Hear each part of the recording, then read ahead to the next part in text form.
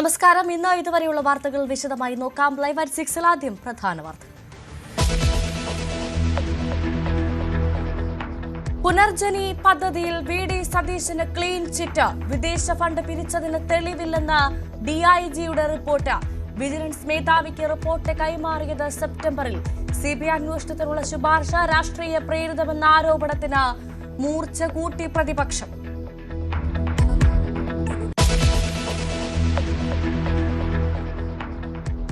ജാമ്യത്തിലിറങ്ങിയ ശേഷവും സൈബർ അധിക്ഷേപം. രാഹുൽ ഈശ്വറിന്റെ ജാമ്യം റദ്ദാക്കണമെന്ന് രാഹുൽ മാങ്കൂട്ടത്തിൽ കേസിലെ അതിജീവിത. എസ് പി പൂങ്കുഴലിക്ക് നൽകിയ പരാതിയിൽ അന്വേഷണം തുടങ്ങി.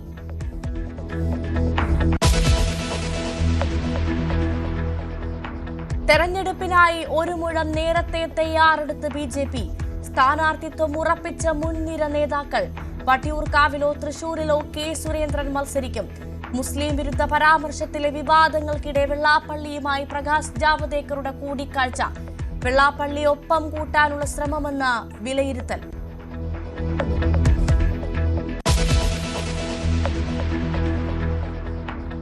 തിരുവനന്തപുരം നിയമസഭാ സീറ്റ് CPM ഏറ്റെടുത്തേക്കും. ആന്റണി രാജുവിനെ പകരക്കാരനെ കണ്ടെത്താൻ ചർച്ചകൾ. പൊതു സ്വതന്ത്രനെ രംഗത്തിറക്കാൻ സാധ്യത. മണ്ഡലം പിടിച്ചെടുക്കാൻ UDF-ഉം BJP-യും.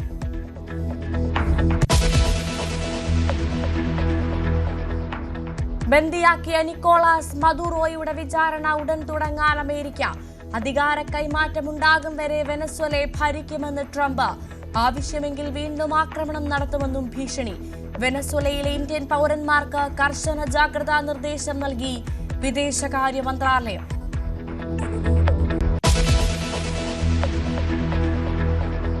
വിമാനത്തിൽ പവർ ബാങ്ക് ഉപയോഗം തടഞ്ഞ DGCA. ഫോൺ അടക്കമുള്ള ഇലക്ട്രിക് ഉപകരണങ്ങൾ ചാർജ് ചെയ്യാനും വിലക്ക്. നിർണായക ഉത്തരവ്. പവർ ബാങ്കിൽ നിന്ന് തീ പടർന്നുള്ള അപകടത്തെ തുടർന്ന്.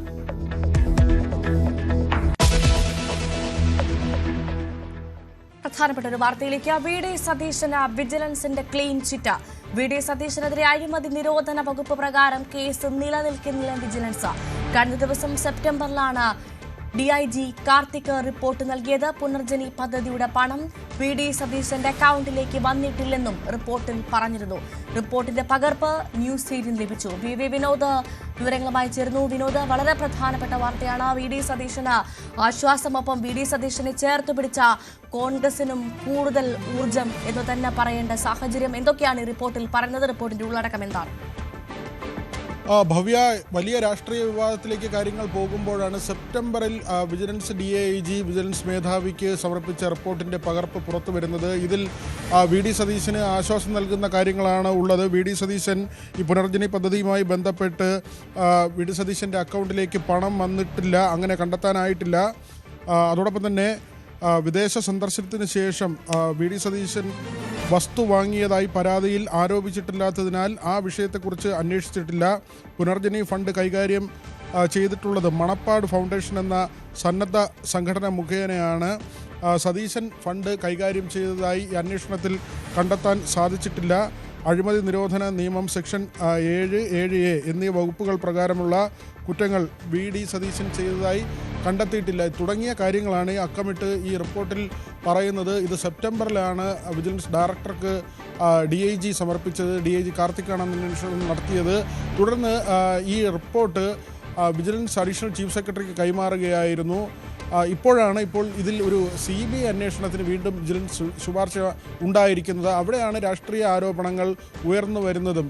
വിദേശ നാണ്യ വിനിമയ ചട്ടത്തിൻ്റെ ലംഘനം വി.ഡി. സതീശൻ നടത്തി. അതുകൊണ്ട് ഇതിൽ CBI അന്വേഷണം വേണമെന്ന കാര്യമാണ് പുതിയ റിപ്പോർട്ടിൻ്റെ ഭാഗമായി പുറത്തു വരുന്നത്. ഇതിൽ മന്ത്രിസഭാ യോഗം ചേർന്ന ശേഷമായിരിക്കും തീരുമാനമെടുക്കുക. അതേസമയം UDF ഒറ്റക്കെട്ടായി ഈ നീക്കത്തിനെതിരെ രംഗത്ത് വന്നിട്ടുണ്ട്. ഇത് രാഷ്ട്രീയ പ്രേരിതമാണ് ഇപ്പോൾ സർക്കാർ നടത്തുന്ന കാര്യമെന്ന ആരോപണമാണ് കടുപ്പിക്കുന്നത്. മാത്രമല്ല, ഇപ്പോൾ ഇങ്ങനെ ഒരു റിപ്പോർട്ട് കൂടി പുറത്തു വരുമ്പോൾ ആ റിപ്പോർട്ട് കൂടി ആയുധമാക്കിക്കൊണ്ടായിരിക്കും UDF മുന്നോട്ട് പോകുന്നത്. പുതിയ ശുപാർശ പ്രകാരം FCRA നിയമം 2010 സെക്ഷൻ 3(2)A പ്രകാരം CBI അന്വേഷണം നടത്തണമെന്നാണ് ഇതിൽ ശുപാർശ ചെയ്തിട്ടുള്ളത്. ഈ ശുപാർശയാണ് സർക്കാരിന്റെ പക്കലുള്ളത്. അതാണ് ആ ശുപാർശ തന്നെയാണ് രാഷ്ട്രീയ പ്രേരിതമാണ് ഇത് തങ്ങളെ മനഃപൂർവ്വം കൊടുക്കാനുള്ള ശ്രമമാണ് നടത്തുന്നത് എന്ന് പ്രതിപക്ഷം ആരോപിക്കുന്നത്. അത് മാത്രമല്ല, ഏറ്റവും പ്രധാനപ്പെട്ട കാര്യം ഇവിടെ ഇന്ന് രാവിലെ തന്നെ നമ്മൾ ഇതുമായി ബന്ധപ്പെട്ട് ഈ വിഷയം ചർച്ച ചെയ്യുമ്പോൾ വിളിച്ച കോൺഗ്രസ് നേതാക്കളെല്ലാവരും ഒറ്റക്കെട്ടായി പ്രതിപക്ഷ നേതാവിന് ഒപ്പം നിൽക്കുകയായിരുന്നു. വി.ഡി. സതീശന് പ്രതിരോധം തീർക്കുകയായിരുന്നു. ഇപ്പോഴിതാ ഈ റിപ്പോർട്ട് കൂടി വരുന്ന സാഹചര്യത്തിൽ ആ പ്രതിരോധത്തിന് കൂടുതൽ ഊർജം കൈവന്നു എന്ന് തന്നെ പറയേണ്ട സാഹചര്യം അല്ലേ? പ്രത്യേകിച്ചും പ്രതിപക്ഷ നേതാവിന്റെ പ്രതികരണം നമ്മൾ കേട്ടതാണ് വിനോദ്. അദ്ദേഹം പറഞ്ഞു, എന്ത് വന്നാലും താൻ രാഷ്ട്രീയമായി നേരിടും, ഇതൊന്നും തന്നെ ബാധിക്കില്ല എന്ന് അദ്ദേഹം വളരെ ആത്മവിശ്വാസത്തോടു കൂടി പറയുന്ന സാഹചര്യം കൂടി കൂട്ടി വായിക്കേണ്ടതുണ്ടാണ്. തീർച്ചയായും ഇങ്ങനെ ഒരു റിപ്പോർട്ട് നേരത്തെ തന്നെ വന്ന കാര്യം പ്രതിപക്ഷ നേതാവിന് അറിയാവുന്നതാണ്. അദ്ദേഹം ആ കാര്യം തന്നെയാണ് കോട്ട് ചെയ്യുന്നതും അതിൻ്റെ ആത്മവിശ്വാസത്തിൽ തന്നെയാണ് അദ്ദേഹം പറഞ്ഞത്. മാത്രമല്ല, ഇതൊരു സന്നദ്ധ സംഘടനയാണ് ഈ ഫണ്ട് കൈകാര്യം ചെയ്തത്. വി.ഡി. സതീശന് അതിൽ പങ്കില്ല. വി.ഡി. സതീശൻ പണം വാങ്ങിയതിന് തെളിവില്ല. വസ്തു വാങ്ങിയതായുള്ള പരാതി വിജിലൻസിന് മുൻപിൽ എത്തിയെന്നുമില്ല. അതുകൊണ്ട് തന്നെ അത്തരമൊരു അന്വേഷണം നടത്തിയിട്ടില്ല. ഇത്തരം കാര്യങ്ങളാണ്, അതായത് ഇങ്ങനെ വിദേശയാത്ര നടത്തി പ്രളയത്തിന് ശേഷം വീടുകൾ നിർമ്മിക്കുന്നതിന് വേണ്ടി പുനർജനി പദ്ധതിയിലൂടെ ഫണ്ട് സ്വരൂപിച്ചു എന്ന ആക്ഷേപം ഉയർന്നു വരുമ്പോൾ വി.ഡി. സതീശൻ ആ ഫണ്ട് വാങ്ങിയതായി, നേരിട്ട് വാങ്ങിയതായോ വി.ഡി. സതീശൻ ആ ഫണ്ട് കൈകാര്യം ചെയ്തതായോ ഉള്ള ഒരു തെളിവും വിജിലൻസിന് ലഭിച്ചിട്ടില്ല എന്നാണ് ഈ DIGയുടെ റിപ്പോർട്ടിൽ പറയുന്നത്. ആ റിപ്പോർട്ടാണ് ഡയറക്ടർക്ക് സമർപ്പിച്ചതും പിന്നീട് വിജിലൻസ് അഡീഷണൽ ചീഫ് സെക്രട്ടറിയുടെ മുമ്പാകെ ഈ റിപ്പോർട്ട് വന്നതും. സെപ്റ്റംബറിലാണ് ഈ റിപ്പോർട്ട് സമർപ്പിക്കുന്നത്. അതിന് ശേഷമാണ് ഇപ്പോൾ പുതിയൊരു ശുപാർശ വരുന്നത്. വിജിലൻസിൻ്റെ ശുപാർശ വരുമ്പോൾ അത് CBI അന്വേഷണത്തിലേക്ക് പോകാം. വിദേശ നാണ്യ വിനിമയ ചട്ടം ലംഘിച്ചു, അതുകൊണ്ട് തന്നെ അക്കാര്യത്തിൽ അന്വേഷണമാകാമെന്ന നിലയിലേക്കുള്ള ഒരു ശുപാർശ വരുന്നത്. അത് കേന്ദ്ര സർക്കാരിൻ്റെ അനുമതിയില്ലാതെ ഇത്തരം യാത്ര നടത്തിക്കൊണ്ട് അവിടെ നിന്ന് പണപ്പിരിവ് നടത്തി എന്ന ആക്ഷേപമാണ് ഒരു വശത്ത് വിജിലൻസിൻ്റെ റിപ്പോർട്ടിലൂടെ ഉയർത്തിക്കൊണ്ടുവന്ന് CBI അന്വേഷണത്തിലേക്ക് പോകാനുള്ള നീക്കം നടത്തുന്നത്. പക്ഷേ സർക്കാർ ഇതിൽ ഒരു തീരുമാനം കൈക്കൊള്ളേണ്ടതുണ്ട്. മന്ത്രിസഭാ യോഗമായിരിക്കും ഇതിൽ തീരുമാനം കൈക്കൊള്ളേണ്ടത്. പ്രത്യേകിച്ച് മുഖ്യമന്ത്രിയുടെ നിലപാട് ഈ കാര്യത്തിൽ നിർണായകമാകും. അവിടെയാണ് വളരെ പ്രധാനപ്പെട്ട കാര്യം. ഇത്തരത്തിൽ ഈ വിദേശ ഫണ്ട് പിരിച്ചതിന് തെളിവില്ലെന്നുള്ള DIGയുടെ റിപ്പോർട്ട് വന്ന സാഹചര്യത്തിൽ ഇനി സർക്കാർ എന്ത് തീരുമാനമെടുക്കാനായിരിക്കും സാധ്യത ഉണ്ടാവുക വിനോദ? ഭവ്യ, ഇതിൽ രണ്ട് കാര്യങ്ങളാണ്. ഒന്ന്, DIGയുടെ റിപ്പോർട്ട് അത് ഉള്ള കാര്യം സർക്കാരിന് തന്നെ അറിയാവുന്നതാണ്. പക്ഷേ വിജിലൻസിന് ചില പരിമിതികളുണ്ട്. നമുക്കറിയാം, ഈ വിദേശ നാണ്യവുമായി ബന്ധപ്പെട്ട കാര്യങ്ങളിലൊക്കെ പരിശോധന നടത്തുന്നതിലും അല്ലെങ്കിൽ അത്തരം ഇടപാടുകൾ പരിശോധിക്കുന്നതിന് കേന്ദ്ര ഏജൻസിയുടെ വരവാണ് ഏറ്റവും പ്രധാനപ്പെട്ടത്. മാത്രമല്ല, നമുക്ക് സമകാലിക സംഭവങ്ങൾ പരിശോധിക്കുമ്പോൾ ഇപ്പോൾ ശബരിമല സ്വർണ്ണക്കൊള്ളയുമായി ബന്ധപ്പെട്ട ചർച്ചകൾ വളരെ സജീവമായി നിൽക്കുന്നൊരു സമയമാണ്. അവിടെ SITയുടെ അന്വേഷണം പര്യാപ്തമാണോ? SIT ഒരുപക്ഷെ കുറേ അറസ്റ്റുകളൊക്കെ നടത്തിയെങ്കിലും സ്വർണം ഒരു ഭാഗം കണ്ടെത്തിയെങ്കിലും അതൊക്കെ തന്നെ പര്യാപ്തമാണോ എന്ന ചോദ്യം ഒരു വശത്ത് അവശേഷിക്കുന്നു. കാരണം ഏതെങ്കിലും വിഗ്രഹക്കടത്ത് സംഘങ്ങളാണ് ഇതിൽ ഉൾപ്പെടുത്തിയിട്ടുള്ളതെങ്കിൽ, അന്താരാഷ്ട്ര വിഗ്രഹ കള്ളക്കടത്ത് സംഘമൊക്കെ ആണെങ്കിൽ ദേശീയ ഏജൻസികൾ വരുന്നതായിരിക്കും കൂടുതൽ അഭികാമ്യമെന്ന നിയമോപദേശമുണ്ട്, അല്ലെങ്കിൽ ആ തരത്തിലുള്ള വിലയിരുത്തലുണ്ട്. അങ്ങനെ തന്നെയാണ് ഈ കാര്യത്തിലും. കാരണം വിദേശത്ത് നടത്തിയ യാത്രയാണ്. ആ യാത്രയുടെ അടിസ്ഥാനത്തിൽ ഇങ്ങനെ പണപ്പിരിവ് നടത്തി, പ്രതിപക്ഷ നേതാവ് പണപ്പിരിവ് നടത്തിയെന്നുള്ളത് രാഷ്ട്രീയ ആരോപണം കൂടിയാണ്. കഴിഞ്ഞ കുറേ കാലങ്ങളായി സർക്കാരിൻ്റെ ഭാഗത്തു നിന്ന് അല്ലെങ്കിൽ ഇടത് കേന്ദ്രങ്ങളിൽ നിന്ന് വി.ഡി. സതീശനെതിരെ വലിയ ആക്ഷേപമായി ഉയർന്നു വരുന്ന ഒരു കാര്യമാണ് ഇങ്ങനെ വിദേശത്ത് പണപ്പിരിവ് നടത്തിയ ആ ഫണ്ട് ദുരുപയോഗം അല്ലെങ്കിൽ അങ്ങനെ ക്രമക്കേട് നടത്തിയുള്ള പണം സമ്പാദിക്കലും ആ തരത്തിലുള്ള നീക്കവും പ്രതിപക്ഷ നേതാവിൻ്റെ ഭാഗത്തു നിന്ന് ഉണ്ടായി എന്നത്. പക്ഷേ നമ്മളിപ്പോൾ ഈ കാണുന്ന റിപ്പോർട്ടിൽ വളരെ വ്യക്തമായി പറയുന്നത് അങ്ങനെ പ്രതിപക്ഷ നേതാവ് ക്രമക്കേട് നടത്തിയതായി കണ്ടെത്തിയിട്ടില്ല. ഈ വസ്തു വാങ്ങിയതുമായി ബന്ധപ്പെട്ട പരാതി വരാത്തതുകൊണ്ട് തന്നെ അത് സംബന്ധിച്ച അന്വേഷണം നടത്തിയിട്ടില്ല എന്ന് കൃത്യമായി ഈ റിപ്പോർട്ടിൻ്റെ ഭാഗമായി പറയുന്നുണ്ട്. പക്ഷേ അവിടെയൊക്കെയാണ് മറിച്ചൊരു തീരുമാനത്തിലേക്ക്, അല്ലെങ്കിൽ കേന്ദ്ര ഏജൻസി അന്വേഷണം, CBI അന്വേഷണം പ്രതിപക്ഷ നേതാവിനെതിരെ കൊണ്ടുവരുന്ന ഒരു കാര്യത്തിൽ സർക്കാരിന് മറ്റു തരത്തിലുള്ള വ്യഗ്രതയുണ്ടോ, അല്ലെങ്കിൽ ഇതിൽ രാഷ്ട്രീയം ലാക്കാക്കിയുള്ളൊരു നീക്കമാണോ ഇപ്പോൾ സംഭവിക്കുന്നത് തുടങ്ങിയ കാര്യങ്ങൾ ഒരു വശത്ത് ഉയർന്നു വരുന്നത്. ആ ആരോപണത്തിൻ്റെ മൂർച്ച കൂട്ടിക്കൊണ്ടാണ് UDF ഇപ്പോൾ മുന്നോട്ട് പോകുന്നത്. മാത്രമല്ല, നമ്മൾ ഇപ്പോഴത്തെ ഒരു സാഹചര്യം കൂടി പരിഗണിക്കേണ്ടതുണ്ട്. തദ്ദേശ തിരഞ്ഞെടുപ്പിൽ UDFന് വലിയ മെച്ചമാണ് ഉണ്ടായത്, വലിയ നേട്ടമാണ് ഉണ്ടായത്. മാത്രമല്ല, ഇന്ന് UDF കോൺഗ്രസിൻ്റെ ശിബിരം നടക്കുകയാണ്. അങ്ങനെ ഒരു ശിബിരം നടക്കുന്ന ദിവസം തന്നെയാണ് ഇത്തരം ഒരു വാർത്ത പുറത്തു വരുന്നത്. മാത്രമല്ല നമ്മൾ ഈ റിപ്പോർട്ടിൻ്റെ ഒരു ഭാഗം കൂടി നോക്കുമ്പോൾ പുനർജനി ഫണ്ട് കൈകാര്യം ചെയ്തിട്ടുള്ളത് മണപ്പാട് ഫൗണ്ടേഷൻ എന്ന സന്നദ്ധ സംഘടനയാണ്. വി ഡി സതീശൻ ഫണ്ട് കൈകാര്യം ചെയ്തതായി അറിവില്ല എന്ന കാര്യം പറയുന്നു. ഇനി വേണമെങ്കിൽ സർക്കാരിന് വാദിക്കാവുന്ന ഒരു കാര്യം ഈ പറയുന്ന മണപ്പാട് ഫൗണ്ടേഷൻ എന്നത് അത് ഒരു തട്ടിക്കൂട്ട് സംവിധാനമാണ്, അല്ലെങ്കിൽ വി ഡി സതീശന് അതിനകത്ത് വലിയ സ്വാധീനമുള്ള ഒരു കാര്യമാണ്, താൻ നേരിട്ട് ഇടപെട്ടില്ല എന്ന് വരുത്തി തീർക്കുന്നതിന് വളരെ തന്ത്രപരമായി ഇങ്ങനെ ഒരു ഫൗണ്ടേഷൻ വഴി കാര്യങ്ങൾ കൈകാര്യം ചെയ്തു എന്ന ഒരു ആക്ഷേപം സർക്കാരിന് കൊണ്ടുവരാം. അത് ഉയർത്തിക്കൊണ്ടുവന്ന് തന്നെ ഇതിൻ്റെ സത്യാവസ്ഥ പുറത്തു വരണം, അതിനൊരു ദേശീയ ഏജൻസിയുടെ അന്വേഷണമാണ് അഭികാമ്യം എന്ന വാദമുയർത്തി CBI അന്വേഷണത്തെ സ്വാഗതം ചെയ്യുന്നതിന്, അല്ലെങ്കിൽ അങ്ങനെ ഒരു ശുപാർശ ചെയ്യുന്ന കാര്യത്തെ ന്യായീകരിക്കാൻ സർക്കാരിന് കഴിയുന്ന ഒരു സാഹചര്യം കൂടിയുണ്ട്. ഏതായിരുന്നാലും പക്ഷേ അപ്പോൾ പോലും എനിക്ക് തോന്നുന്നു വിനോദ്, ഇത് ഒരു തരത്തിലല്ലെങ്കിൽ മറ്റൊരു തരത്തിൽ കോൺഗ്രസിന് കുറച്ചുകൂടി ഗുണമായതാണ് ഈ വിവാദം എന്നതാണ്. പ്രത്യേകിച്ചും കോൺഗ്രസിന് ഒപ്പം വി ഡി സതീശന് ഇത് ഈ വിജിലൻസ് റിപ്പോർട്ട് കൂടി അനുകൂലമായി വന്ന സാഹചര്യത്തിൽ കുറച്ച് ഗുണമായി എന്ന് തന്നെ കരുതേണ്ട സാഹചര്യമല്ലേ? തീർച്ചയായും ഇതിൽ കോൺഗ്രസ് നേതാക്കൾ മാത്രമല്ല, കുറച്ചു മുൻപ് PK കുഞ്ഞാലിക്കുട്ടിയുടെ, അതായത് മുന്നണിയിലെ ഘടകകക്ഷി നേതാക്കൾ തന്നെ വി ഡി സതീശനെ പിന്തുണയ്ക്കുന്ന ഒരു സാഹചര്യമുണ്ട്.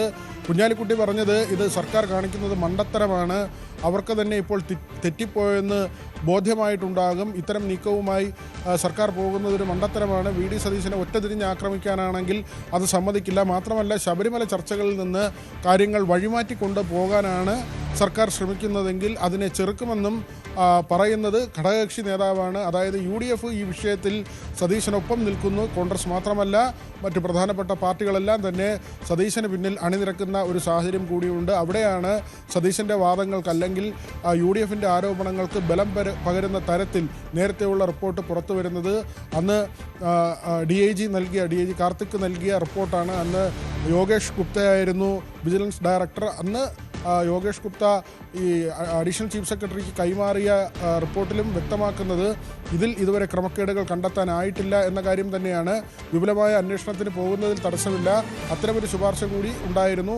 ഏതായിരുന്നാലും യോഗേഷ് ഗുപ്തയും സർക്കാരും തമ്മിലുള്ള ബന്ധവും അത്ര സുഖകരമായിരുന്നില്ല എന്നുകൂടി നമ്മൾ ഈ സമയത്ത് ചേർത്ത് വായിക്കേണ്ടതാണ്. ഏതായിരുന്നാലും ഇങ്ങനെ ഒരു റിപ്പോർട്ട് പുറത്തു വരുമ്പോൾ അത് UDFന്, കോൺഗ്രസിന്, പ്രത്യേകിച്ച് വി ഡി സതീശന് വലിയ ആശ്വാസമാകുന്നൊരു കാര്യമാണ്. വിനോദ്, ഈ പുനർജനി പദ്ധതിയുടെ പണം വി ഡി സതീശന്റെ അക്കൗണ്ടിലേക്ക് വന്നിട്ടില്ല എന്ന് തന്നെയല്ലേ റിപ്പോർട്ടിൽ വ്യക്തമായി പറയുന്നത്? തീർച്ചയായും അങ്ങനെ തന്നെയാണ്, അക്കമിട്ട് നിരത്തുകയാണ്. അതിൽ ഈ ഫണ്ട് വന്നിട്ടില്ല, ഈ പറയുന്ന ഫൗണ്ടേഷൻ വഴിയാണ്, ഫൗണ്ടേഷൻ വഴി കൈകാര്യം ചെയ്തു എന്ന് പറയുമ്പോൾ അതിൽ വി ഡി സതീശന് പങ്കില്ല എന്ന ഇതിൽ പറയുന്നത് മണപ്പാട് ഫൗണ്ടേഷൻ എന്ന സന്നദ്ധ സംഘടന മുഖേനയാണ് ഫണ്ട് കൈകാര്യം ചെയ്തതായി അറിവായില്ല എന്നുകൂടി പറയുന്നുണ്ട്. ഭവ്യ, അത് വളരെ കൃത്യമായി പറയണം. നേരത്തെ ഒരു വിവരം വന്നത് ഒരുപക്ഷെ ഈ ഫണ്ട് കൈകാര്യം ചെയ്തത് ഈ സംഘടനയാണെങ്കിൽ പോലും അതിൽ സതീശന് പങ്കുണ്ടോ എന്ന തരത്തിലുള്ള ആരോപണമായിരുന്നു. പക്ഷേ ഈ റിപ്പോർട്ടിൽ വളരെ വ്യക്തമായി പറയുന്നത് ഈ ഫൗണ്ടേഷൻ വഴിയാണോ സതീശൻ ഫണ്ട് കൈകാര്യം ചെയ്തതായി അറിയില്ല എന്നതാണ്. അതായത് ഈ സന്നദ്ധ സംഘടന വഴി സതീശൻ ഏതെങ്കിലും തരത്തിലുള്ള ഫണ്ട് കൈകാര്യം ചെയ്തതായി അറിയില്ല എന്നാണ് വിജിലൻസ് അന്വേഷണത്തിൽ പറയുന്നത്.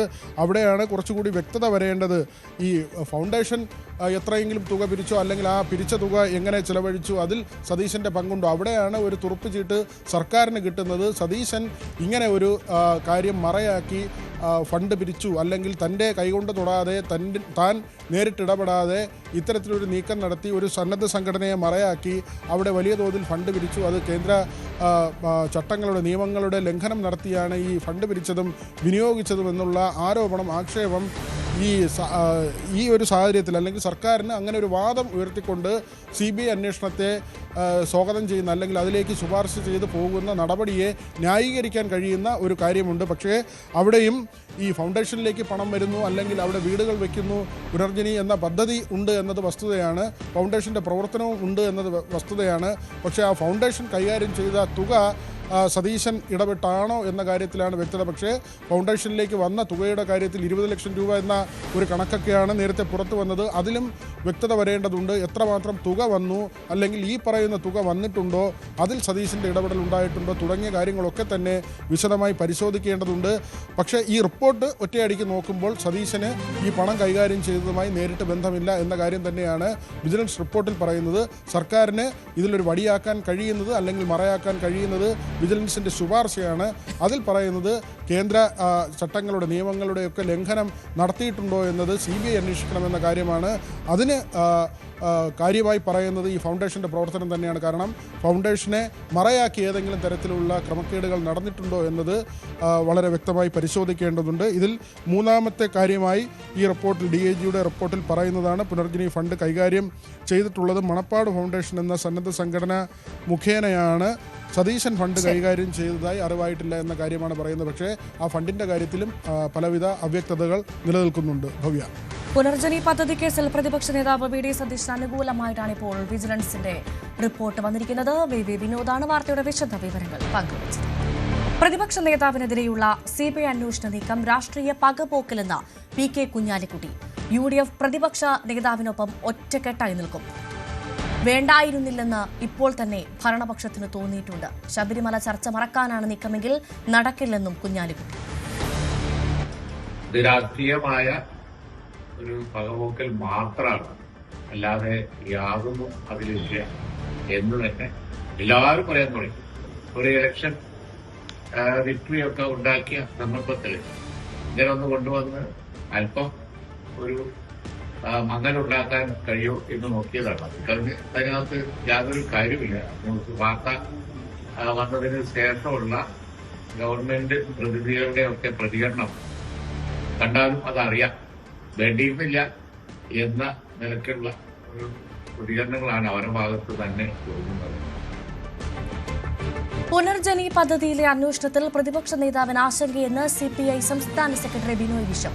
അന്വേഷണം എന്ന് കേൾക്കുമ്പോൾ കോൺഗ്രസ് നേതാക്കൾ കാണിക്കുന്ന അങ്കലാപ്പിന്റെ അർത്ഥം എല്ലാവർക്കും മനസ്സിലാകും. 1/4 നൂറ്റാണ്ടുകാലം പറവൂരിലെ MLA ആയിരുന്ന പ്രതിപക്ഷ നേതാവ് അവിടെ നടത്തിയ വികസന പ്രവർത്തനങ്ങളെപ്പറ്റി ജനങ്ങൾ ഉയർത്തുന്ന ചോദ്യങ്ങൾക്ക് ഉത്തരം പറയാൻ വിഷമിക്കുകയാണെന്നും ബിനോയ് വിശ്വം. പുനർജനി പദ്ധതിയിൽ വിദേശ വിനിമയ ചട്ടം ലംഘിക്കപ്പെട്ടെങ്കിൽ സ്വാഭാവികമായി കേന്ദ്ര ഏജൻസികളുടെ അന്വേഷണം ആവശ്യമായി വരുമെന്ന് CPM general secretary MA baby. വസ്തുതകൾ മനസ്സിലാക്കാതെ കൂടുതൽ പ്രതികരിക്കുന്നില്ലെന്നും ബേബി. അതെ, ഫോറിൻ എക്സ്ചേഞ്ചിന്റെ ലംഘനമാണ് വിഷയമെങ്കിൽ, അങ്ങനെ ലംഘനം ഉണ്ടായിട്ടുണ്ട് എന്ന് വെളിപ്പെട്ടിട്ടുണ്ടെങ്കിൽ സ്വാഭാവികമായിട്ടും സംസ്ഥാന പോലീസിനോ വിജിലൻസിനോ അത് അന്വേഷിക്കാൻ കഴിയില്ല. അത് കേന്ദ്ര അന്വേഷണ ഏജൻസികളുടെ ജൂറിസ്ഡിക്ഷനിൽ വരുന്നതാണ്. അപ്പുറം ശരിയാണ്. ഇതങ്ങനെ യഥാർത്ഥത്തിൽ വന്നിട്ടുണ്ടോ ഇല്ലയോ എന്നുള്ള കാര്യം എനിക്ക് അറിഞ്ഞുകൂടാ. രാഹുൽ മാങ്കുടത്തിനെതിരെയുള്ള പീഡന പരാതിയിൽ രാഹുൽ ഈശ്വറിന്റെ ജാമ്യം റദ്ദാക്കണമെന്ന ആവശ്യവുമായി ഇരയായ യുവതി. അന്വേഷണ ഉദ്യോഗസ്ഥയായ SP പൂങ്കുഴലിക്കാണ് പരാതി നൽകിയത്. വ്യാജ അതിജീവിത എന്ന് അധിക്ഷേപിച്ച് വീഡിയോ ചെയ്തെന്ന് പരാതിയിൽ പരാമർശം. സംഭവത്തിൽ തിരുവനന്തപുരം സൈബർ ക്രൈം പോലീസ് അന്വേഷണം തുടങ്ങി. സാരംഗ് സുധാകരന്റെ റിപ്പോർട്ടിൽ. രാഹുൽ മാങ്കുട്ടത്തിന്റെ എതിരെയുള്ള ബലാത്സംഗ കേസിലെ അതിജീവിതക്കെതിരെ അധിക്ഷേപപരമായ രീതിയിലുള്ള പരാമർശങ്ങൾ നടത്തി ഇരയെ മനസ്സിലാക്കാൻ, അതായത് ഐഡന്റിറ്റി വെളിപ്പെടുത്തുന്ന തരത്തിലുള്ള വിവരങ്ങൾ ഉൾപ്പെടുത്തിക്കൊണ്ട് സോഷ്യൽ മീഡിയയിൽ വീഡിയോ പോസ്റ്റ് ചെയ്തു തുടങ്ങിയുള്ള കാര്യങ്ങൾ മുൻനിർത്തിയായിരുന്നു അതിജീവിത പോലീസിൽ പരാതി നൽകുകയും തുടർന്ന് രാഹുൽ ഈശ്വറിനെ കഴിഞ്ഞ വർഷം നവംബർ 30 അറസ്റ്റ് ചെയ്യുകയും 16 ദിവസം റിമാൻഡിൽ വിടുകയും ചെയ്തിരുന്നു. തുടർന്ന് വളരെയധികം ഉപാധികളോട് കൂടിയായിരുന്നു അദ്ദേഹത്തിന് ജാമ്യം അനുവദിച്ചത്. അതായത് അതിജീവിതക്കെതിരെ യാതൊരുവിധ പരാമർശങ്ങളും നടത്താൻ പാടില്ല, അതിജീവിതയുടെ ഐഡന്റിറ്റി വെളിപ്പെടുത്തുന്ന രീതിയിലുള്ള കാര്യങ്ങൾ സമൂഹ മാധ്യമങ്ങളിലടക്കം വീഡിയോ രീതിയിൽ പോസ്റ്റ് ചെയ്യാൻ പാടില്ല എന്നടക്കമുള്ള കർശന ഉപാധികളോട് കൂടിയായിരുന്നു 16 ദിവസത്തിന് ശേഷം രാഹുൽ ഈശ്വറിന് ജാമ്യം ലഭിച്ചത്. പക്ഷേ കഴിഞ്ഞ ദിവസം ഈ ഒരു അതിജീവിതയുടെ ഭർത്താവ് തന്റെ ദാമ്പത്യ ജീവിതമടക്കം രാഹുൽ മാങ്കുട്ടം തകർത്തു, തന്നെ വ്യക്തിഹത്യ ചെയ്തു എന്നടക്കമുള്ള രീതിയിലുള്ള പല കാര്യങ്ങൾ മുൻനിർത്തി പരാതിയുമായി രംഗത്ത് വന്നിരുന്നു. അദ്ദേഹം മാധ്യമങ്ങളോടക്കം പ്രതികരണം പൊതുമധ്യത്തിലേക്ക് എത്തിക്കുകയും ചെയ്തു. ഇതിനെതിരെയായിരുന്നു രാഹുൽ ഈശ്വർ വൈകുന്നേരത്തോടുകൂടി വീഡിയോ പോസ്റ്റ് ചെയ്തത്. അതായത് ഒരു നിയമത്തെ ആയുധമാക്കിക്കൊണ്ട് പുരുഷന്മാരുടെ ജീവിതം തകർക്കുകയാണ്. ഒപ്പം തന്നെ പുരുഷ കമ്മീഷൻ വളരെ അത്യാവശ്യമായി കേരളത്തിൽ നിലവിൽ വരണം. ഒപ്പം തന്നെ ഈ ഒരു യുവതി നൽകിയത്, തനിക്കെതിരെ അടക്കം നൽകിയത് വ്യാജ പരാതിയാണ് എന്നടക്കമുള്ള അധിക്ഷേപപരമായ കാര്യങ്ങളാണ് ഈ വീഡിയോയിൽ ഉൾക്കൊണ്ടിരുന്നത്. ഇത് ഉപയോഗിച്ചു, അതായത് ഇത് മുൻനിർത്തിക്കൊണ്ടാണ് ഇപ്പോൾ അതിജീവിത പോലീസിൽ പരാതി നൽകിയത്. അതായത് ഈ ഒരു ജാമ്യ വ്യവസ്ഥയുടെ എല്ലാം കർശനമായിട്ടുള്ള ജാമ്യ വ്യവസ്ഥകളെല്ലാം നഗ്നമായ ലംഘനമാണ് ഇപ്പോൾ നടന്നിരിക്കുന്നത്. അതുകൊണ്ട് തന്നെ ഇയാളുടെ ജാമ്യം റദ്ദാക്കണം, ഒപ്പം തന്നെ നിയമ നടപടികൾ സ്വീകരിക്കണം എന്നടക്കമുള്ള കാര്യങ്ങളാണ് ഈ പരാതിയിൽ കൃത്യമായി ഉന്നയിച്ചിരിക്കുന്നത്. ഈ പരാതി നിലവിൽ അന്വേഷണ ഉദ്യോഗസ്ഥയായ പൂങ്കുഴിലേക്ക് സമർപ്പിച്ചിരിക്കുകയാണ്. അവർ ഇപ്പോൾ സൈബർ പോലീസിനടക്കം കാര്യങ്ങൾ കൈമാറിയിട്ടുണ്ട്. ഇതിന്റെ കാര്യഗൌരവം അടക്കം പരിശോധിച്ചതിന് ശേഷം ഇത്തരത്തിലുള്ള ജാമ്യ വ്യവസ്ഥകളുടെ ലംഘനമുണ്ടോ എന്നടക്കം പരിശോധിച്ച ശേഷമായിരിക്കും രാഹുൽ ഈശ്വറിനെതിരെയുള്ള തുടർ നടപടികളും മറ്റും സ്വീകരിക്കുക. ക്യാമറാമാൻ സന്തോഷിനോടൊപ്പം സാരംഗ് സുധാകരൻ, ന്യൂസ് 18 തിരുവനന്തപുരം. SNDP യോഗം ജനറൽ സെക്രട്ടറി വെള്ളാപ്പള്ളി നടേശനുമായി കൂടിക്കാഴ്ച നടത്തി BJP കേരള പ്രഭാരി പ്രകാശ് ജാവ്ദേക്കർ. കണിച്ചുകുളങ്ങരയിലെ വീട്ടിലാണ് കൂടിക്കാഴ്ച. മുസ്ലിം വിരുദ്ധ പരാമർശത്തിൽ വെള്ളാപ്പള്ളി വിമർശനങ്ങൾ ഏറ്റുവാങ്ങുന്ന സാഹചര്യത്തിലാണ് BJP നേതാവിന്റെ സന്ദർശനം. കേരളത്തിൽ തെരഞ്ഞെടുപ്പ് അടുത്തിരിക്കുന്ന സാഹചര്യത്തിൽ വെള്ളാപ്പള്ളി ഒപ്പം കൂട്ടാനുള്ള ശ്രമത്തിന്റെ ഭാഗം കൂടിയാണ് കൂടിക്കാഴ്ചയെന്നാണ് വിലയിരുത്തൽ. വെള്ളാപ്പള്ളി നടേശന്റെ പ്രസ്താവനകൾ ഗുരുവിന്റെ ദർശനങ്ങളോട് യോജിക്കുന്നതല്ലെന്ന് MA ബേബി. വെള്ളാപ്പള്ളി നടേശൻ പറയുന്നതിലെ അസ്വീകാര്യമായ കാര്യങ്ങളെ തള്ളിപ്പറയാനും വിമർശിക്കാനും ഇടതുപക്ഷം നിലപാടെടുത്തിട്ടുണ്ട്. ഇടതുപക്ഷം വെള്ളാപ്പള്ളിയെ സംരക്ഷിക്കില്ലെന്നും MA ബേബി. വെള്ളാപ്പള്ളി നടേശൻ എന്ന് പറയുമ്പോൾ ശ്രീനാരായണ ധർമ്മപരിപാലന യോഗത്തിന്റെ സെക്രട്ടറി ആയിട്ടിരിക്കുന്ന ഒരു വ്യക്തിയാണ്. അപ്പം ആ വസ്തുതകൾ നമ്മൾ കാണണം. അദ്ദേഹത്തിന്റെ ചില സന്ദർഭങ്ങളിലെ പ്രസ്താവനകൾ അദ്ദേഹം പിന്തുടരുന്ന പ്രസ്ഥാനത്തിന്റെ സമീപനവുമായി പൊരുത്തപ്പെടുന്നതാണോ എന്ന് സംശയിക്കുന്നതാണ്. പൊരുത്തപ്പെടുന്നതല്ല എന്ന് പലപ്പോഴും പലരും ചൂണ്ടിക്കാണിച്ചിട്ടുണ്ട്. BJPയിൽ സ്ഥാനാർത്ഥിത്വം ഉറപ്പിച്ച് മുൻനിര നേതാക്കൾ. വട്ടിയൂർക്കാവിലോ തൃശൂരിലോ K സുരേന്ദ്രൻ മത്സരിക്കും. നേമത്ത് രാജീവ് ചന്ദ്രശേഖർ ഉറപ്പിച്ചു. കഴക്കൂട്ടം V മുരളീധരൻ മത്സരിക്കും. തൃശൂരിൽ MT രമേശും കോഴിക്കോട് നോർത്തിൽ മഹിളാ മോർച്ച സംസ്ഥാന അധ്യക്ഷ നവ്യ ഹരിദാസും മത്സരിക്കാൻ സാധ്യത. നിയമസഭാ തെരഞ്ഞെടുപ്പിൽ ആദ്യഘട്ട സ്ഥാനാർത്ഥി പട്ടിക വേഗത്തിൽ പ്രഖ്യാപിക്കാനാണ് BJPയുടെ നീക്കം. ഇന്നലെ ചേർന്ന കോർ കമ്മിറ്റി യോഗത്തിൽ സ്ഥാനാർത്ഥികൾ ആരാവണമെന്ന് സംബന്ധിച്ച പ്രാഥമിക ചർച്ചകൾ നടന്നിട്ടുണ്ട്. BJPയുടെ മുൻനിര നേതാക്കൾ എല്ലാവരും ഇത്തവണ നിയമസഭയിൽ സ്ഥാനാർത്ഥികളാകുമെന്ന് ഉറപ്പുണ്ട്. നേരത്തെ നമ്മൾ പ്രതീക്ഷിച്ചതുപോലെ നേമത്ത് രാജീവ് ചന്ദ്രശേഖർ തന്നെ സ്ഥാനാർത്ഥിയാവും. ഒപ്പം കഴക്കൂട്ടത്ത് V മുരളീധരൻ, കാട്ടാക്കടയിൽ PK കൃഷ്ണദാസ്, തിരുവനന്തപുരത്ത് വട്ടിയൂർക്കാവിൽ K സുരേന്ദ്രൻ സ്ഥാനാർത്ഥിയാവാനുള്ള സാധ്യതയാണ് പുതിയതായി ഉയർന്നു കേൾക്കുന്നത്. ഒപ്പം ശ്രീലേഖയുടെ പേരും സജീവമാണ്. തൃശൂരിലും K സുരേന്ദ്രൻ പേര് സജീവമായി ഉയരുന്നുണ്ട്.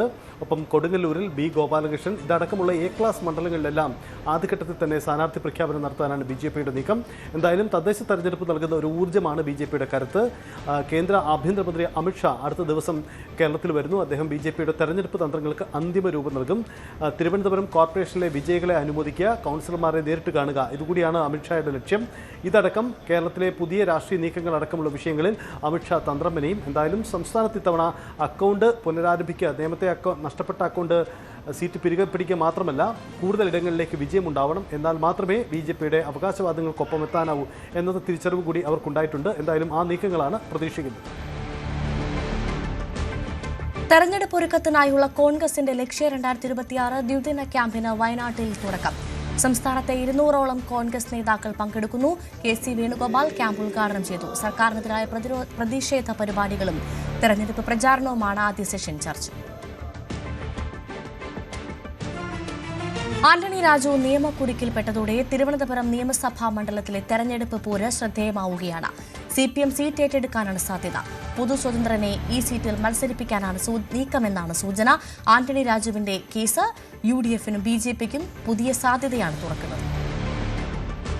ആന്റണി രാജുവിനെതിരായ നെടുമങ്ങാട് മജിസ്ട്രേറ്റ് കോടതിയുടെ വിധി വളരെ ആകാംക്ഷയോടെയാണ് മറ്റ് രാഷ്ട്രീയ കക്ഷികളൊക്കെ നോക്കിക്കാണുന്നത്. കാരണം തിരുവനന്തപുരം കോർപ്പറേഷൻ പിടിച്ചെടുക്കാനായതിന്റെ ആത്മവിശ്വാസത്തിലാണ് BJP ക്യാമ്പ്. അതുകൊണ്ട് തന്നെ ഇത് വീട് കിട്ടിയൊരു അവസരമായി കണ്ടുകൊണ്ട് ഏത് വിധേനയും തിരുവനന്തപുരം സെൻട്രൽ മണ്ഡലം അത് കൃത്യമായി ലക്ഷ്യം വെച്ചുകൊണ്ടുള്ളൊരു നീക്കം BJPയുടെ ഭാഗത്തുനിന്ന് ഉണ്ടാകും എന്ന ഉറപ്പാണ്. പക്ഷേ അവിടെ സ്ഥാനാർത്ഥി ആരാകുമെന്ന കാര്യത്തിൽ അന്തിമമായൊരു ധാരണയിലേക്ക് BJP നേതൃത്വം എത്തിയിട്ടില്ല. അതേസമയം കോൺഗ്രസ് വളരെ കരുതലോടെയാണ് ഈ വിഷയത്തിൽ കൃത്യമായൊരു നിരീക്ഷണത്തിന് ശേഷം മാത്രമേ ഒരു തുടർ നീക്കങ്ങളിലേക്കൊക്കെ കടക്കുകയുള്ളൂ. അതിൽ രണ്ട് തരത്തിലുള്ള സൂചനകളാണ് പുറത്തുവരുന്നത്. അതിൽ ഒന്ന്, തിരുവനന്തപുരം സെൻട്രൽ മണ്ഡലം അത് കൃത്യമായി CMPക്ക് വിട്ടു നൽകണം എന്ന വലിയൊരു അഭിപ്രായത്തിലാണ് പ്രതിപക്ഷ നേതാവ് VD സതീശൻ. കാരണം UDFന്റെ പ്രധാനപ്പെട്ട ഒരു നേതാവായി CP ജോൺ ഏറെക്കാലമായി UDFന് വേണ്ടി സമരമുഖങ്ങളിലടക്കം സജീവമായി നിൽക്കുന്ന വ്യക്തിയാണ്. അദ്ദേഹത്തിനെ തിരുവനന്തപുരം സെൻട്രൽ മണ്ഡലത്തിൽ സ്ഥാനാർത്ഥിയാക്കണം എന്ന അഭിപ്രായം പ്രതിപക്ഷ നേതാവിനുണ്ട് എന്നാണ് നമുക്ക് മനസ്സിലാക്കാൻ കഴിയുന്നത്. അതേസമയം വട്ടിയൂർക്കാവ് സുരക്ഷിതമല്ല എന്ന ഒരു ഘട്ടം വന്നാൽ അത് കൃത്യമായി കെ മുരളീധരനെ തിരുവനന്തപുരം സെൻട്രൽ മണ്ഡലത്തിലേക്ക് എത്തിക്കാനുള്ള ചർച്ചകൾ, ചരടുവലികൾ, അണിയറ നീക്കങ്ങൾ, അതൊക്കെ ഒരു വശത്ത് അത്തരത്തിലുള്ള ചർച്ചകളും സജീവമായി തന്നെ നടക്കുന്നുണ്ട്. അവിടെ മറ്റ് പല പേരുകളും, അതായത് കെ ശബരിനാഥൻ ഉൾപ്പെടെയുള്ള പേരുകളൊക്കെ നേരത്തെ പറഞ്ഞു കേട്ടതാണ്. പക്ഷേ തിരുവനന്തപുരം നഗരസഭാ തെരഞ്ഞെടുപ്പിൽ ശാസ്തമംഗലത്ത് നിന്ന്, കവടിയാറിൽ നിന്ന് മത്സരിക്കുന്ന സാഹചര്യം, അവിടെ നിന്ന് മത്സരിച്ച് ജയിച്ച് തിരുവനന്തപുരം നഗരസഭയിലെ കോൺഗ്രസിന്റെ മുഖമായി കെ ശബരിനാഥൻ മാറിയിരിക്കുന്ന ഒരു പശ്ചാത്തലമൊക്കെയുണ്ട്. അതുകൊണ്ട് അദ്ദേഹത്തെ ഇനി സെൻട്രലിലേക്ക് വീണ്ടും പരിഗണിക്കാനുള്ള സാധ്യത എത്രത്തോളമാണ് എന്നതൊക്കെ കാത്തിരുന്ന് തന്നെ കാണേണ്ടി വരും. എന്തായാലും CMDക്ക് തന്നെ ആ സീറ്റ് നൽകിയേക്കുമെന്ന തരത്തിലുള്ള സൂചനകളാണ് ഒടുവിൽ നമുക്ക് കോൺഗ്രസ് കേന്ദ്രങ്ങളിൽ നിന്ന് UDFന്റെ ഭാഗമായിട്ടുള്ള പ്രധാനപ്പെട്ട നേതാക്കളിൽ നിന്നൊക്കെ ലഭിക്കുന്ന സൂചനകൾ. എന്തായാലും വിശദമായ ചർച്ചകൾക്ക് ശേഷമേ അന്തിമമായ ഒരു തീരുമാനത്തിലേക്ക് എത്തുകയുള്ളൂ. അതേസമയം LDFന് സുവർണമായ ഒരു അവസരം ലഭിച്ചിട്ടുണ്ട്. കാരണം ഈ സീറ്റ് ഏറ്റെടുക്കാൻ ലഭിച്ചിരിക്കുന്ന ഒരു കൃത്യമായ, അതായത് തിരുവനന്തപുരം സെൻട്രൽ സീറ്റ് ഏറ്റെടുക്കാൻ ലഭിച്ചിരിക്കുന്ന ഒരു അവസരമാണിത്. അതുകൊണ്ട് തന്നെ ഒരുപക്ഷെ പാർട്ടി ചിഹ്നത്തിൽ ഒരാളെ അവിടെ മത്സരിപ്പിക്കുമോ അതോ ഒരു സ്വതന്ത്രനെ പിന്തുണയ്ക്കുമോ, ഈ കാര്യത്തിലാണ് ഒരു വ്യക്തത വരാനുള്ളത്. അതിൽ ചർച്ചകളിലേക്ക് കടക്കുന്നതേ ഉള്ളൂ. ഒരു തരത്തിലുള്ള പ്രാഥമിക ചർച്ചകൾ പോലും ഇതിൽ ഇതുവരെ നടന്നിട്ടില്ല എന്നാണ് നമുക്ക് ഇന്ന് ലഭിക്കുന്ന സൂചനകൾ. അങ്ങനെയെങ്കിൽ ഏത് തരത്തിലായിരിക്കും ആ വിഷയത്തിൽ തുടർ നീക്കങ്ങൾ ഉണ്ടാകുക? ഒരുപക്ഷെ ഒരു പ്രബല സമുദായം എന്ന നിലയിൽ ലത്തീൻ സഭയുടെ കൂടെ പിന്തുണയുള്ള ഒരാളെ സ്വതന്ത്രനെ പിന്തുണയ്ക്കുകയോ അതല്ലെങ്കിൽ പാർട്ടിയിൽ തന്നെ അത്തരത്തിലുള്ള ഒരു മുഖത്തെ ഉയർത്തിക്കൊണ്ടുവരികയോ, ഇതിൽ ഏതായിരിക്കും CPMന്റെ ഭാഗത്തുനിന്ന് ഉണ്ടാകാൻ പോകുന്ന ഒരു തന്ത്രം എന്നതാണ് ഇനി അറിയാനുള്ളത്. ഒരുപക്ഷെ തിരുവനന്തപുരം നഗരസഭയുടെ ഭരണം നഷ്ടമായതിന്റെ ക്ഷീണം അകറ്റാൻ തിരുവനന്തപുരം സെൻട്രൽ മണ്ഡലം പിടിക്കാനായാൽ ഒരു പരിധിവരെ അതിന് കഴിയുമെന്നൊരു പ്രതീക്ഷ LDF ക്യാമ്പിലുണ്ട്. അതുകൊണ്ട് തിടുക്കത്തിലൊരു നീക്കം ഉണ്ടാകില്ല. കൃത്യമായി സാമുദായിക സമവാക്യങ്ങളടക്കം പരിശോധിച്ച് ജയസാധ്യത മുന്നിൽ നിർത്തിക്കൊണ്ടായിരിക്കും സ്വതന്ത്രനെ പരീക്ഷിക്കണോ അതോ പാർട്ടി ചിഹ്നത്തിൽ ഒരാൾ മത്സരിക്കണോ എന്ന കാര്യത്തിലൊക്കെ അന്തിമമായൊരു ധാരണയിലേക്ക് ഇടത് ക്യാമ്പും എത്തുകയെന്നാണ് ലഭ്യമാകുന്ന സൂചനകൾ. അമേരിക്ക തട്ടിക്കൊണ്ടുപോയ വെനിസ്വേലൻ പ്രസിഡന്റ് നിക്കോളാസ് മഡുറോയും ഭാര്യയും ബ്രൂക്കനിലെ മെട്രോപൊളിറ്റൻ ഡിറ്റൻഷൻ സെന്ററിൽ തുടരുന്നു. വിചാരണ വൈകാതെ ആരംഭിക്കും. നിക്കോളാസ് മഡുറോയുടെ അഭാവത്തിൽ വൈസ് പ്രസിഡന്റ് ഡെൽസി റോഡ്രിഗസ് ഇടക്കാല പ്രസിഡന്റിന്റെ ചുമതല ഏറ്റെടുക്കും. സുപ്രീം കോടതിയുടെ കോൺസ്റ്റിറ്റ്യൂഷണൽ ചേംബറാണ് ഉത്തരവ് നൽകിയത്. US സൈനിക നടപടിയിൽ ഐക്യരാഷ്ട്രസഭ ആശങ്ക പ്രകടിപ്പിച്ചു. വെനിസ്വേലയും കൊളംബിയയും സെക്യൂരിറ്റി കൌൺസിലിന്റെ അടിയന്തര യോഗം വിളിക്കണമെന്ന് ആവശ്യപ്പെട്ടിട്ടുണ്ട്. ഒരു അധികാര കൈമാറ്റം നടക്കുന്നതുവരെ അമേരിക്ക വെനിസ്വേലയെ ഭരിക്കുമെന്ന് US പ്രസിഡന്റ് ഡൊണാൾഡ് ട്രംപ് വ്യക്തമാക്കിയിട്ടുണ്ട്. മനു ഭരത് വിവരങ്ങളുമായി ചേരുന്നു. മനു, വിശദാംശങ്ങൾ. ഏതായാലും വെനിസ്വേലയിൽ ഇപ്പോൾ ഒരു ഭരണമാറ്റം ഉണ്ടായിരിക്കുന്നു. വൈസ് പ്രസിഡന്റാണ് ഇപ്പോൾ ചുമതല ഏറ്റെടുക്കും എന്ന കാര്യം അവിടുത്തെ സുപ്രീം കോടതി വ്യക്തമാക്കിയിരിക്കുന്നത്. മാത്രവുമല്ല, ഈ ഡ്രഗ് എൻഫോഴ്സ്മെന്റ് ഏജൻസിയുടെ ബന്ധപ്പെട്ടുള്ള വിചാരണ നടപടികൾ തിങ്കളാഴ്ച ആരംഭിക്കും എന്ന വിവരമാണ് അവിടെ നിന്ന് ലഭിക്കുകയും ചെയ്യുന്നത്. ഏതായാലും ലോകത്ത് പല രാജ്യങ്ങൾക്കിടയിലും ഇപ്പോൾ ഇത് വലിയ പ്രതിഷേധത്തിനും ചിലയിടത്തൊക്കെ ആഘോഷത്തിനും ഈ സംഭവം വഴിവെച്ചിട്ടുണ്ട് എന്നാണ് മനസ്സിലാകുന്നത്. അർജന്റീന ഉൾപ്പെടെയുള്ള രാജ്യങ്ങളിൽ ഇത്തരത്തിൽ ഒരു ഭരണാധികാരിക്കെതിരെ നടപടി ഉണ്ടായതിന് വലിയ തോതിൽ ജനങ്ങൾ ആഘോഷിക്കുന്നു. 8 ലക്ഷത്തോളം വെനിസ്വേലക്കാർ രാജ്യത്തിന് പുറത്തേക്ക് ഈ ഭരണകൂടത്തെ ഭയന്ന് പോയിട്ടുണ്ട്. ആ 80 ലക്ഷത്തോളം വെനിസ്വേലക്കാരിൽ 10 ലക്ഷം പേർ പല അമേരിക്ക ഉൾപ്പെടെയുള്ള രാജ്യങ്ങളിൽ എത്തിയിട്ടുണ്ട്. അവരൊക്കെ തന്നെ വലിയ തോതിലുള്ള ആഘോഷം നടത്തുന്നു എന്ന വിവരങ്ങൾ കൂടി പുറത്തുവരുന്നു. അതേസമയം വെനിസ്വേലയും കൊളംബിയയിലെയും ഭരണകൂടങ്ങൾ വലിയ ആശങ്ക പ്രകടിപ്പിക്കുന്നു. ഐക്യരാഷ്ട്രസഭയുടെ സെക്യൂരിറ്റി കൗൺസിൽ ഉടൻ വിളിച്ചു ചേർക്കണം എന്ന ആവശ്യമാണ് അവർ മുന്നോട്ട് വയ്ക്കുന്നത്. റഷ്യയും ചൈനയും ഈ നിലപാടുകളെ പിന്തുണയ്ക്കുകയും ചെയ്യുന്നുണ്ട്. ഏതായാലും ഇന്ത്യ സമാധാനപരമായ ഒരു ചർച്ചയിലൂടെ കാര്യങ്ങൾ പരിഹരിക്കണം എന്ന നിലപാട് ആവർത്തിക്കുകയാണ്. അതോടൊപ്പം തന്നെ ഇന്ത്യ മുൻകൂട്ടി കാണുന്ന മറ്റൊരു കാര്യം, വെനിസ്വേലയിലുണ്ടായ ഈ മാറ്റം ഇന്ത്യയെ സംബന്ധിച്ചിടത്തോളം ചില ഗുണകരമായ നേട്ടങ്ങൾക്ക് വഴിവെക്കും എന്നാണ് മനസ്സിലാക്കുന്നത്. കാരണം കിഴക്കൻ വെനിസ്വേലയിൽ ONGCക്ക് എണ്ണപ്പാടങ്ങളുമായി ബന്ധപ്പെട്ടുള്ള പ്രവർത്തനങ്ങൾ ഉണ്ട്. അത് പലതും തടസ്സപ്പെട്ട് കിടക്കുകയായിരുന്നു. ഏതാണ്ട് $1 ബില്യൺ തുക അവിടെ നിന്ന് കുടിശ്ശികയായി രാജ്യത്തിന് കിട്ടാനും അതുമായി ബന്ധപ്പെട്ട പല തടസ്സങ്ങളും ഇതോടെ ഒഴിവാകും എന്നാണ് രാജ്യത്തിൻ്റെ എണ്ണ വ്യാപാര മേഖല പ്രതീക്ഷിക്കുന്നത്. അത് ഇന്ത്യയെ സംബന്ധിച്ചിടത്തോളം ഇപ്പോൾ ചില സാമ്പത്തിക നേട്ടങ്ങൾക്ക് വഴിവെക്കും എന്ന കണക്കുകൂട്ടലുകൾ വരുന്നു. ഏതായാലും വെനിസ്വേലയിൽ ഒരു ഭരണമാറ്റം ഉണ്ടാകും. ശരി, മനു ഭരത്താണ് വാർത്തയുടെ വിവരങ്ങൾ നൽകിയത്. വെനസ്വേലയിലെ ഇന്ത്യൻ പൌരന്മാർക്ക് ജാഗ്രതാ നിർദ്ദേശം. നിലവിലെ സാഹചര്യം കണക്കിലെടുത്ത് വെനസ്വേലയിലേക്കുള്ള അത്യാവശ്യമല്ലാത്ത യാത്രകൾ ഒഴിവാക്കണമെന്ന് കേന്ദ്ര വിദേശകാര്യ മന്ത്രാലയം ആവശ്യപ്പെട്ടു. വെനസ്വേലയിൽ പ്രതിഷേധങ്ങളും സംഘർഷങ്ങളും തുടരുന്ന സാഹചര്യത്തിലാണ് നടപടി. വെനസ്വേലയിലുള്ള ഇന്ത്യൻ പൌരന്മാർ അതീവ ജാഗ്രത പാലിക്കണമെന്നും നിർദ്ദേശമുണ്ട്. ലൈവ് 6 പൂർണ്ണമാകുന്നു. നമസ്കാരം.